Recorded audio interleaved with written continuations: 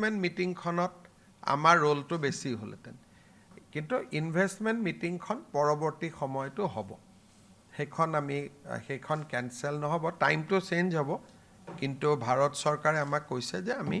investor মিটিংখন গুৱাহাটীত আমি কৰোৱাম বুলি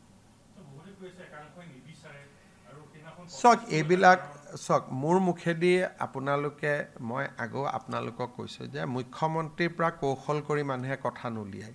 চিধা সুধিলে চিধা উত্তৰ দিলোঁ ইমানতে বিষয়টো চেজ হৈ যায় মই কৈছোঁ যে ঘটনাখিনি গোটেই আমাৰ সন্মুখত আছে কোনোবাই ক'ব এইটো কাৰণে নহ'ল কোনোবাই ক'ব এইটো কাৰণে নহ'ল এই গোটেই কথাখিনি মই আপোনালোকক ক'ব পাৰিম যিদিনাখন মই জয়শংকৰ ডাঙৰীয়াৰ লগত ডিৰেক্টলি কথা পাতিব পাৰোঁ যেতিয়ালৈকে কথা নাপাতো মুখ্যমন্ত্ৰী এজনে আনভেৰিফাইড কথা কোৱাটো উচিত নহয় কিন্তু কি হয় গুৱাহাটীত কি নহয় বা অসমত কি হয় কি নহয় ডেফিনেটলি আমাৰতো সন্মুখতে আছে এইবিলাক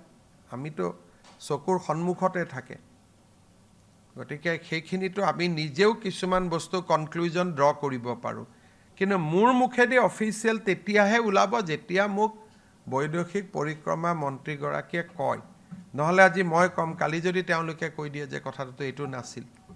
গতিকে মই শুনা কথা ক'ব নাপায় মই ফাৰ্ষ্ট পাৰ্চনত জানি বুজিহে কথাখিনি ক'ব লাগে